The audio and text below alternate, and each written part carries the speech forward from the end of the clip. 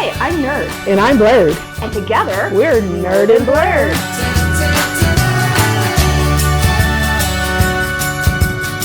We talk about all things scouting, STEM, and skills. Skills are so important. So what kind of skills do we talk about? Oh my gosh. So camping. Okay. Science. Okay. How to stay safe.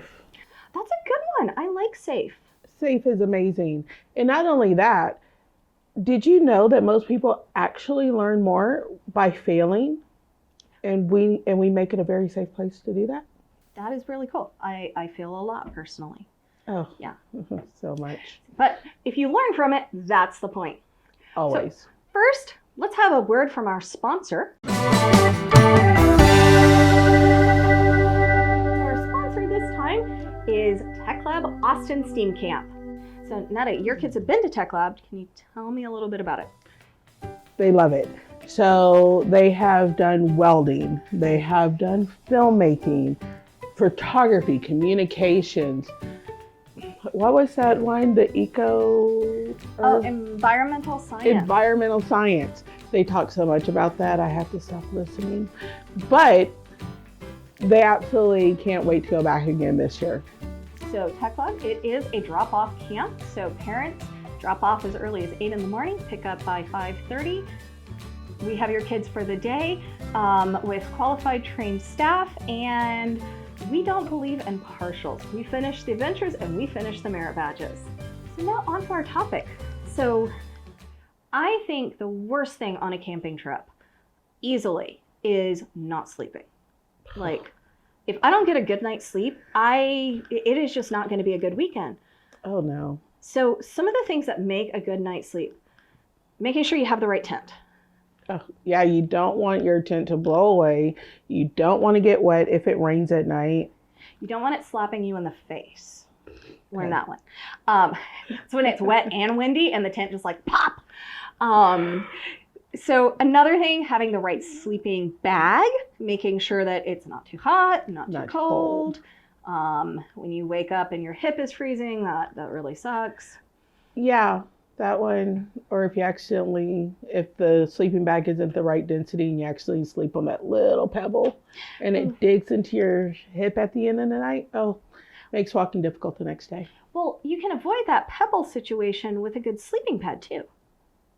I don't use sleeping pads. You don't use sleeping pads? No, I sleep on the ground. I'm like OG with this. Oh, not me. I think the ground is hard. So of course I think that you have to have a good sleeping pad. Sleeping pads really, they keep you warm. They give you that cushion that you need. They just make the whole camping experience better. So would you like me to show you a little bit more about some sleeping pads? Yeah. Okay, excellent. So let's look at some sleeping pads today and learn a little bit about why you need a sleeping pad. So I brought a couple of different sleeping pads with me. This is a Thermarest. This is one of the thinner ones. So the first thing you have to think about is your poof factor, also known as your height. Yeah, how big it gets. Oh. So if you're used to sleeping on the ground, you can handle a sleeping pad that's really only going to be 1/2 inch or 1 inch thick. And that would be this one? Yeah, that would be this one. And what's the name of this one? This is actually a Thermarest. There's a number of different sleeping bags. Just like all camping gear, it's exploded with different brands. So Thermarest is kind of one of the ones that's been around for a long time. I've got, my new favorite one is I don't even know how to say that. Toptos. Toptos. Okay. Toptos. Yeah. And so think about how thick you want your sleeping pad. How much cushion? So will this one puff up more? This one puffs up to about 1 inch. Okay. The other great thing about this one is it's what's called a tough skin. So the back of it is really tough. That means you can insult it. It never gets offended. It has very tough skin. You should really not insult things. Okay. No, actually what it means is you can drop this thing, like if you have it on the back, on the outside of your backpack, you can poke it with cactus, drop it on rocks, and it's not going to pop. If you're doing like hard backpacking and you're going to have your sleeping pad on the back or outside of your pack, definitely going to want it something that's got like a hard our tough skin so that you don't pop it. Do you drop things on cactuses and rocks? I've used cactuses as handholds. You know what? Not everybody is tough like you. Not everybody has done a whole bunch of desert hiking. All right. So yes, the band. Oh yes. The band. The next type of sleeping pad we have, these are some of the newer ones, and Thermarest have what they call a self-inflate. It's got this little, almost like a straw nozzle right there, and in theory they self-inflate. I found that mine never really do, so you end up having to just sit there and blow them up. The newer sleeping pads, I'm gonna keep messing that up today, blah, Yeah, blah, blah. Let's all just keep a note on how many times she messes that up. And then put it in the comments, the number of times that she calls a sleeping pad a sleeping bag. Yes. There we go. Have a sip of water every time, I guess. They'll be very hydrated. Yeah. So the newer sleeping pads have a self-inflate mechanism in a lot of them. I've seen some that have like a little bag that you hook in, and it feels like you're like playing a, what's the Scottish instrument? Bagpipes, because you're sitting there like pumping it like this. I love bagpipes, by the way. Well, then you should get one of those. The other ones have this like self-inflating pad in them. And usually that's in the foot, and then you just go in and you pump it. You can like practice your CPR. You can also start warming up your muscles by using your feet on it, correct? Yes, you can. So you can pump it with your hands, with your feet. Your children. Okay. I guess, yeah. Keeping them busy. Okay. Well, I'm going to take a second and pump this up just so that we can see how it looks when it's done.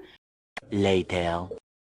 Once you finish getting it pumped up, put in that little, close the valve, even though it's a one-way. Rest. Yes, I'm a little out of breath having just pumped up my sleeping bag, but you do have a headrest. What? Okay, I love this one. I just messed it up. I love this one because it's also got the sides to it. You are definitely not want to put this outside of your sleeping bag because it will pop, but it's a great sleeping bag. And the coolest thing, you want to guess how much I paid for this? Like 40, 50? Actually, about 38. Not bad. No. So before you go out on your first Cub Scout camping trip, and you're thinking of, I'm going to go to Walmart and buy one of those big, like 24-inch, put in the living room, queen size mattresses for like when guests arrive. Don't do it. No. Way too many funny stories about families actually popping them at campsites.